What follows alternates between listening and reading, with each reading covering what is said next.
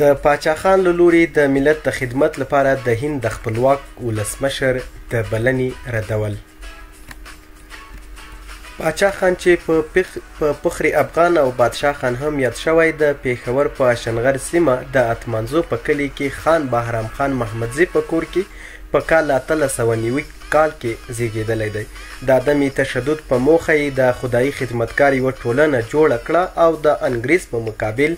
د وخت د نوموتي هندي سیاستوال مهاتما ګاندي سره یو ځای د انګریز اشغال پر وړاندې مبارزه پیل کړه. فخر افغان په پښتني ټولنه کې نه یوازې چې د پوهې او علم د هڅولو عملي کار پر مخ اچولی و، بلکې د هند، پاکستان او بنګلادیش وګړي هم راویښ کړي وو او ورسره یې خپل انساني غږ اوچت کړی و او لومړی د هغوی د حقوقو لپاره چې د انګریز له غلامۍ څخه خلاص شي مټې راونغاړلې. د همدې کبله ورته د هند د لومړي خپلواک حکومت رامنځته کېدو سره د ولسمشرۍ د څوکۍ غوښتنلیک ورلېږل شوی و. د نوموړي د لوړې حوصلې او ایماندارۍ څرک د هغه له ځواب څخه په دې ډول ښکاري چې لیکلی یو: د خدای خدمت د ملت خدمت دی او همدې ته ژمن یم،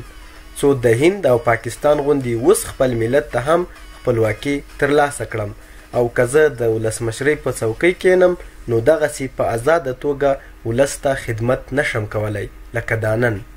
په 1984 زیږدیز کې یې د نوبل نړیوالې جایزې ته د سولې د مبارزې په لړ کې نومول شوی و، خو د وخت د سیاست له کبله یې مخه ډب شوه. فخر افغان یو له هغو 44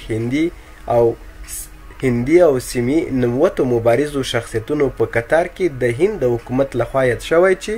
په لړ کې یې ورته د بهارت رتنا چې د هند تر ټولو لویه